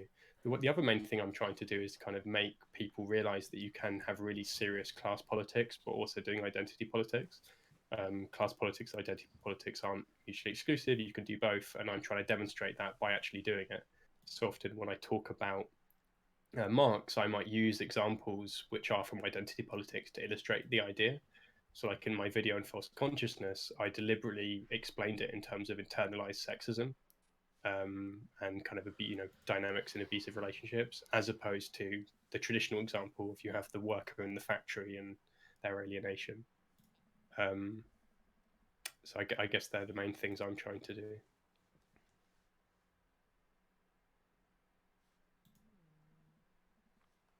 Right, Cuck?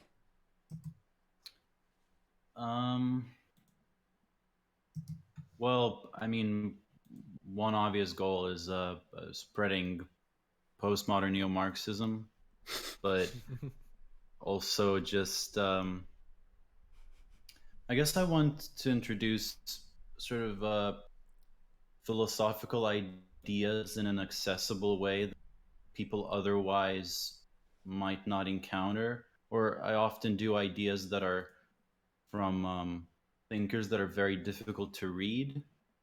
Um, and also just I want to push back against some of the hostility and I guess misrepresentations of continental philosophers, I guess postmodern ones in particular.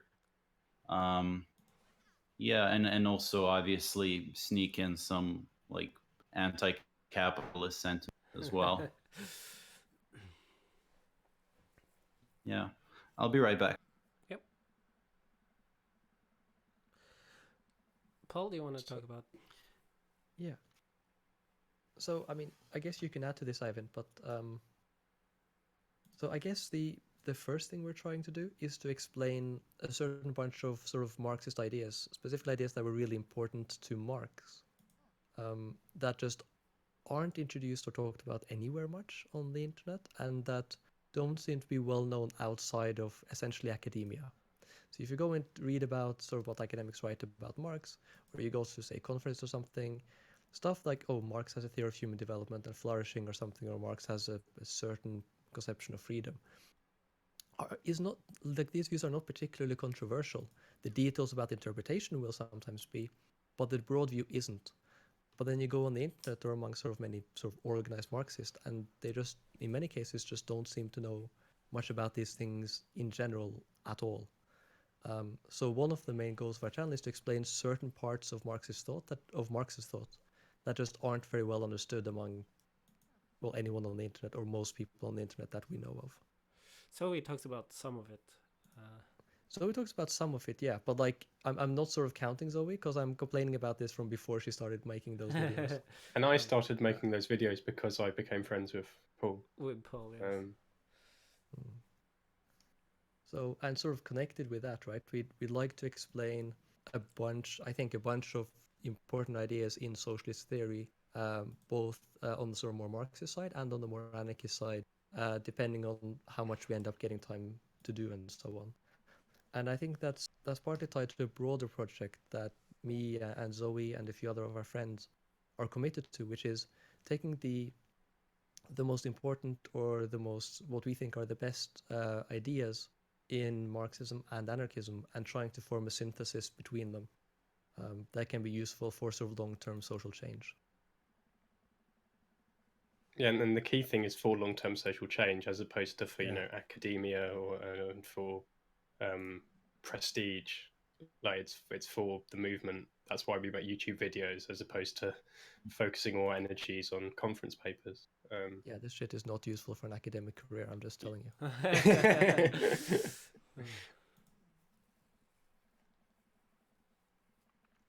Yeah, I don't think I have much to add to that. I think that more or less covers it.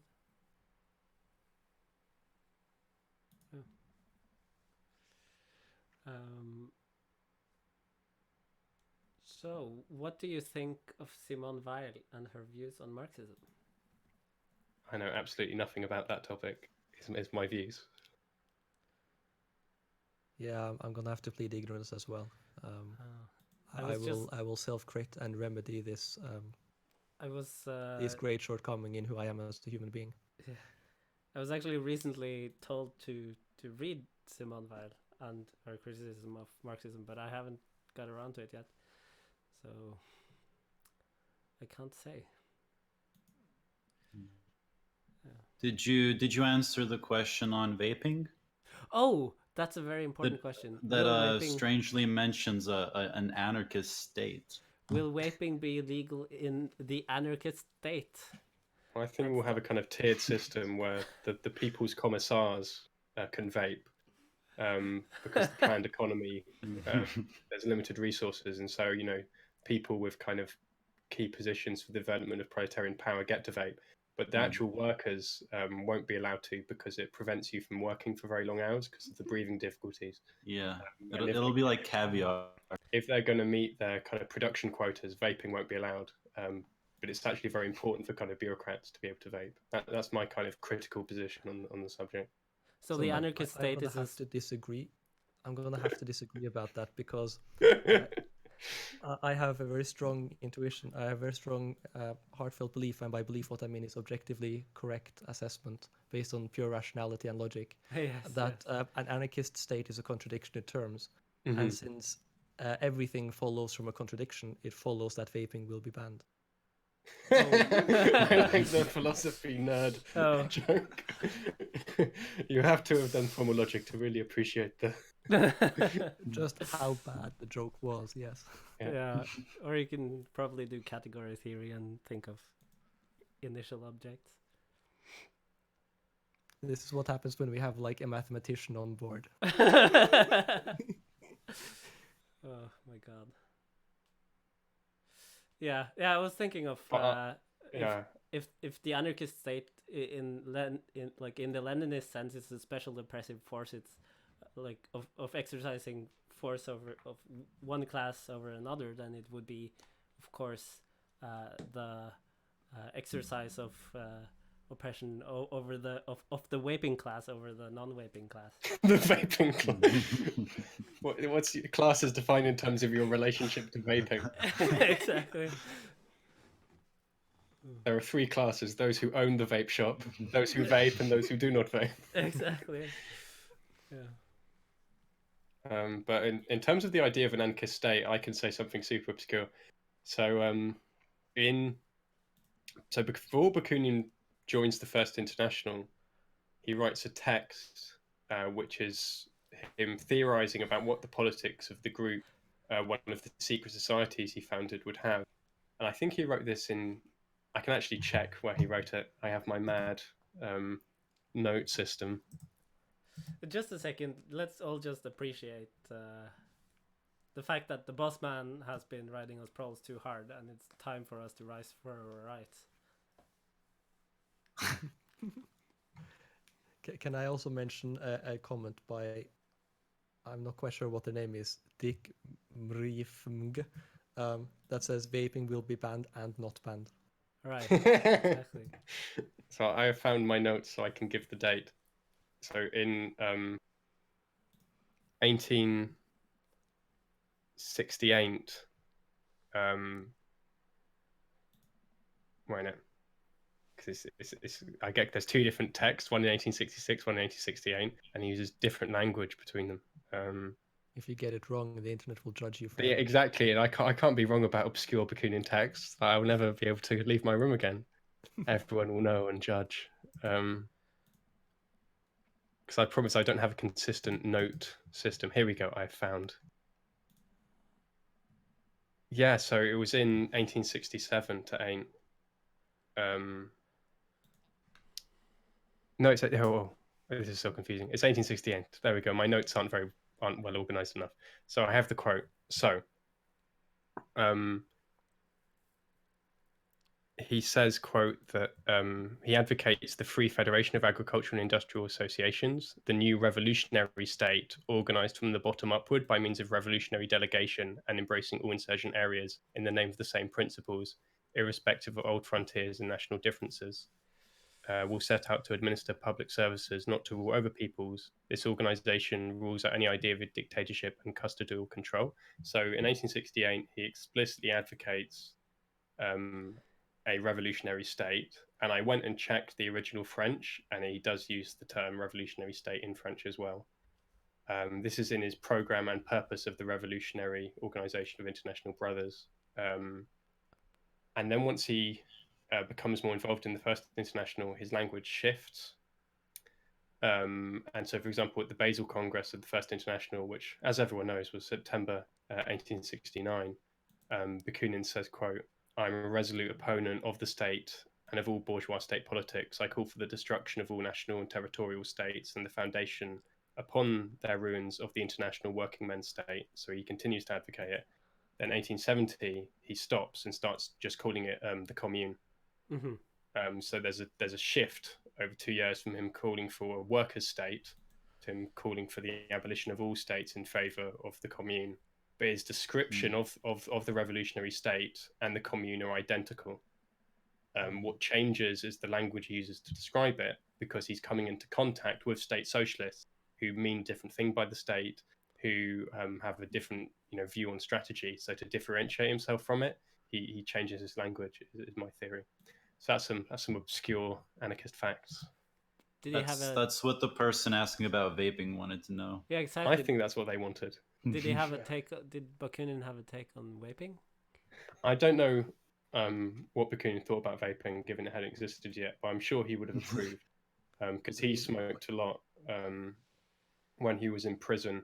He smoked so much that, as far as I remember, he lost all his teeth when he was in prison for malnutrition and smoking loads of cigars. Oh, really? Yeah, he participated in an insurrection and then was imprisoned, and he was handcuffed to this thing in his jail cell, which meant he could barely move. He didn't have a very good time in prison. Oh. Yeah, didn't he lose all his teeth because of scurvy as well? Yeah. Oh, so it wasn't because of vaping. Yeah, it wasn't because of vaping, but I remember he just smoked a lot when he was in prison, is what I was remembering. So therefore, I assume he would be in favour of vaping. So Zoe and I, we have this dream that at one point, and I hope our listeners are paying attention now, that at some point somebody will make like an HBO style series about the main players in the First International. And one of the things we'd really like to see there is how Bakunin managed to always have loads of cheap cigars around, no matter what he was doing, whether it was fleeing from the police or spending time in jail. We think it's a very important question that we'd like some sort of TV to answer. We mainly want the HBO drama of the First International, so we can be hired as historical advisors. It's like we will make everyone read Wolfgang Eckhart and give them all the cast must attend by lectures on anarchism. Yeah, I mean, like they don't even have to pay us. We will just be there. We would happily do it for free. Just give us food and we'll be happy. Food, rent, imagine how happy we would be. And we'll be like, this is the dream. Yeah, like our lives are like downhill from here, basically. We'd also like to see that time when Bakunin shows up at the Marx household and like eats all their food, drinks all their booze, and like the middle of the night, everyone else has mercifully gone to bed, but these like old motherfuckers end up in like a drunken fist fight on the floor because they're so drunk they can't even stand anymore. Bakunin and Marx incompetently wailing on each other. It'd be a good show. I mean, I would watch the hell out of it, and especially there would be the very exciting point when you have the split and you have the formation of the Syndicalism International, because then you get to film when Malatesta first meets Bakunin, and Malatesta was super ill, and Bakunin went into daddy mode, and not in that way. And he wrapped him up in blankets and looked after him and asked him to join his secret society, usual things. And Malatesta then survives, even though they thought he was going to die. And then there's discussions in the Syndicalism International, because there were disagreements between different members of the Syndicalism International about strategy. Not all of them were anarchists, the Belgians, for example, weren't. And there was lots of attempts to try and create kind of unity of action. And Guillaume is like before the meeting to Malatesta, like, make sure you don't say anything too extremely anarchist. We're trying to make compromises and, not destroy the organization, etc. And it begins, and Malatesta immediately goes on this rant about how you have to abolish the state and how anarchism is the only true form of revolutionary politics. And you can kind of just imagine Guillaume, like, hitting his head going, oh no, Malatesta, you're ruining my careful, real political strategies.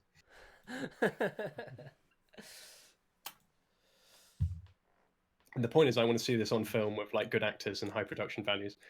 Because I was really excited by the Marx film about the writing of the Communist Manifesto. I watched that and was like, I've waited my whole life for this. This is the dream. Was it good? It's really good, despite inaccurately representing Proudhon. But other than that, it's amazing. Yeah, I mean, it's imperfect like these things are always going to be, but like basically in terms of like giving an image of Marx and some of his ideas, it's excellent.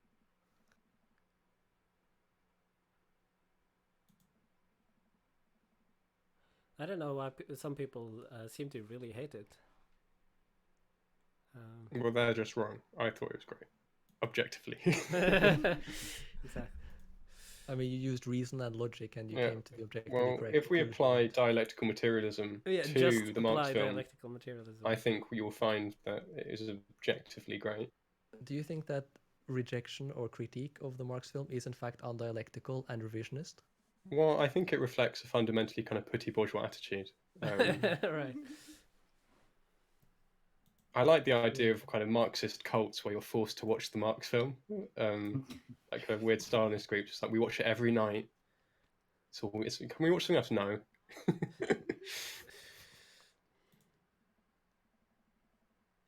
Maybe that's why we shouldn't create the HBO TV series. Yeah, like don't encourage them. Is what Yeah, you're saying. it'll become part of the kind of education program. Oh, you say that, but there's already that Karl Marx anime, right? Like, Yeah, the imagine Karl Marx people, anime is amazing. I love the end credits so much, where there's the fading in of the Chinese like state flag. Yeah. Yeah, It's really very subtle, like really very subtle suggestion that the culmination of Marx's ideas is A, Maoism, and B, like the currently existing Chinese state. We have our fifth dad. The brooding man from the coffee spoon. Yeah. I like his jacket, and he looks very daring. Fiendish. I like our Marx.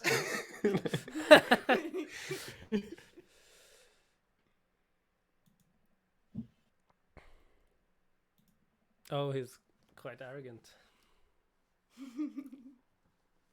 But maybe Marx is into that. Hey, he likes a confident man. Yeah. I like how Marx is getting into an argument with him in true Marx fashion. Because you read his biography, it's often like he meets people and he just gets into really heated arguments with them and tells them why they're terrible and wrong. It's like he's not very good at like making friends. He's not. And even like the books he writes is like German ideology or something. Like, why is there like a long ass critique of Stirner? It's like, god damn it.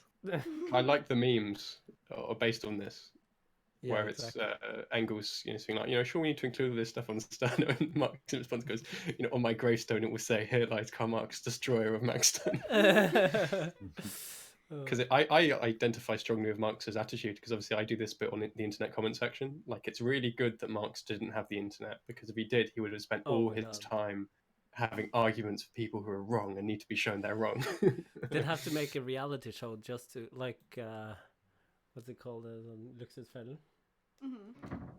Like people who spend more money than they have, like end up in tragic situations because they spend all their time commenting on the internet. Yeah, Marx couldn't go get a job at the train station. I think Marx could have been really good at YouTube, because his thing would be like all response videos. Yeah, that would have all been. Think about it. So like maybe he was just like way more ahead of his time than anyone has realized. Stirner is wrong about part 102. It would be a very long video series, and people would be like, "Can't you just leave Stone alone? Has he gone a bit obsessive?" And Mark's like, "No." No, he's basically Thunderfoot of Left Book. Yeah, Thunderfoot responding to Anita Sarkeesian would be Marx responding to Max Stern. To It's be another fair, video. It's more like Thunderfoot if Thunderfoot knew how to deal with Yeah, I mean, like arguments and philosophy yeah, and like, evidence and minor details. the stuff. The point is that it's more the idea of like, you just keep making videos about this person. Yeah. But imagine him like with the merciless style and like the actual flair he had when he writes, because he can really write beautifully. He's super sassy as well. Yeah. Like Marx being sarcastic is like precious gold. Oh, what just happened with the dad? We said that we love to drink whiskey, and he's hitting on us, so he wants to get us drunk. Sweet. To your health.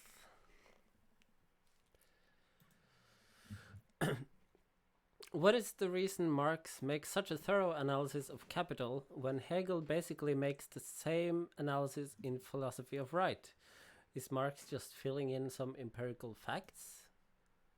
Is that a question from chat? Yeah, I'll deal with that.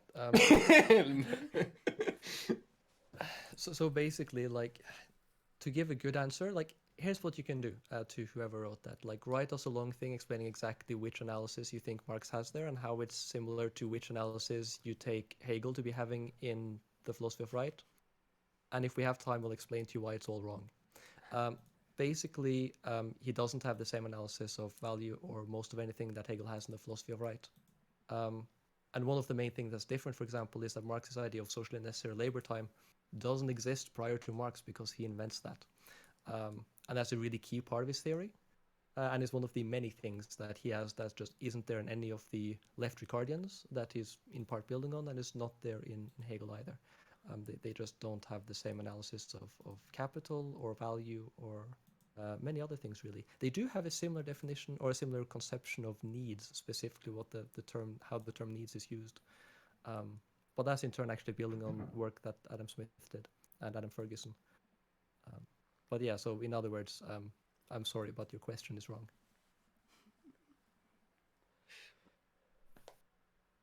All right. But I realize why that's not a very nice answer, right? Because it doesn't sort of help anyone understand anything any better. But again, if you give us more detail, then we can try to respond to it with more detail as well. I shouldn't be saying this because God damn it, I keep saying yes to doing too much stuff. But if you write it down, we can try to. They've claimed that the discussion in our Hegel course at uni, the lecturer didn't think there was a meaningful difference between Hegel and Marx's analysis. Well, if that's the case, your lecturer was just wrong. So, that's like obscenely wrong. I'm sorry you had to deal with that person, whoever they were. Pro tip: your lecturers at universities often don't know a huge amount because they're often forced to cram write the lectures last minute, and so if you don't know how universities actually work as a student, you can think, oh, they must be the total expert on this. And often what happens is they're told you're going to be giving this lecture series. They then have to panic write lectures in time for the students. Yeah, and that's especially hard when you're dealing with texts that use a lot of words that were used differently at the time than they're used now, and that are dealing with lots of really like complex and evolving ideas. And Marx and Hegel are like really fantastic examples of writers who are extremely hard to read.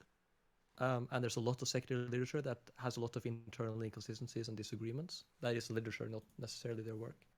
And it's very hard to get a good understanding of these things. And if you have a lecture, especially if they're part-time or something, they're trying to do some of their own research. They might not be an expert in this field at all. They have to do a certain number of lectures on this thing or on this person or on these people that they barely know.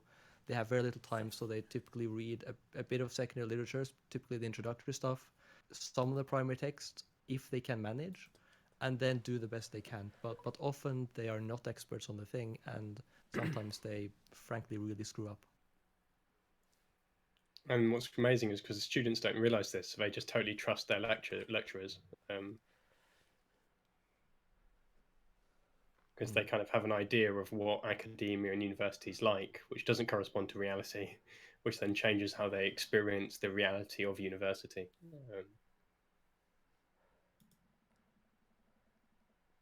Oh my god, this is getting Are we getting laid? Is We Debbie are Marx getting laid. He amazing? kissed us and grabbed us by Excellent. the head. That is like really good timing. Robert's intense expression. Wow.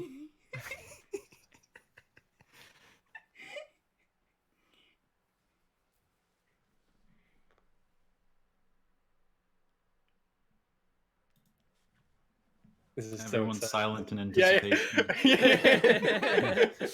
Uh, It's not every day you get to see Marx get laid. I mean, do we want to stop or do we want to keep going? So I think there's a mathsy question for Eivind, which I feel should. I don't quite understand it, but I feel this is. I can't. Yeah, you're the only one who can answer. well, I guess it would be a partial order if you think of it in terms of like a scheme, something like that. But you know, that's.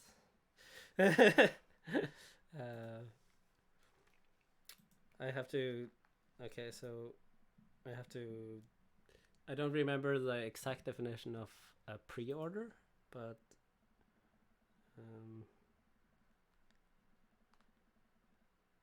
okay, so it's a pre-order if it's reflexive and if it's transitive. Yeah, you know, like I would say, I don't know, I just think of it as the, like roughly as the prime ideals.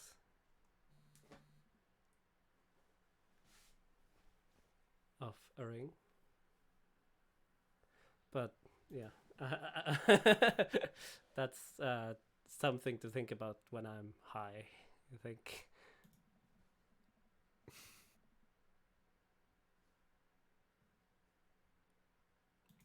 So Marx appears to have turned down his hot date, and now there's another man. Oh. We didn't turn down the hot date, but Okay. we didn't have sex. I thought it was a little bit early, Alright. perhaps. Yeah, PG-13. We gotta explore the other daddies too, first. True. So you don't want to commit to one daddy. You want to find out about all the different varieties of daddy before you commit. For sure. I think we want to play the field. Is what they're saying.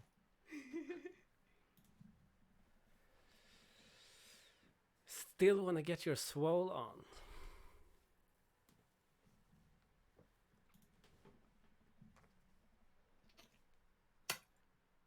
All right, that was the mathy question. I would say I think of it as kind of a scheme, which is basically just a space where stuff can intersect and you can have curves in that.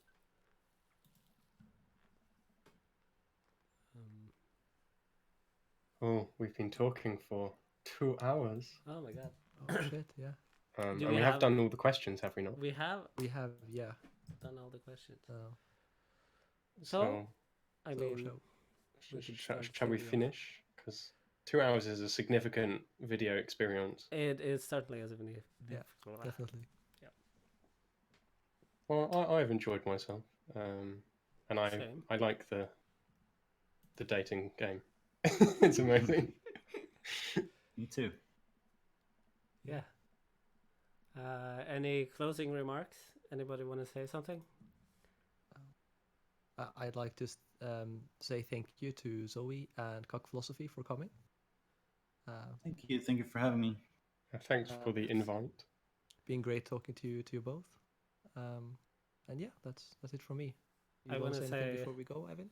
Yeah, I want to say thank you to Sinna for taking control over the Oh yeah. the Dreamiest Dad game, and I also have my thanks to send for the No the worries. gay dad decision makings. yeah, they're the reason we're playing this game today.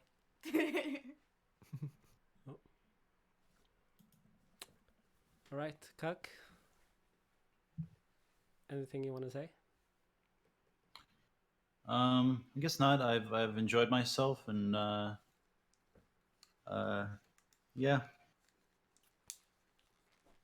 Yeah, cool. Well, goodbye, audience. All right. I feel like you're on a children's show where everyone waves goodbye. Good night. Good night. Bye.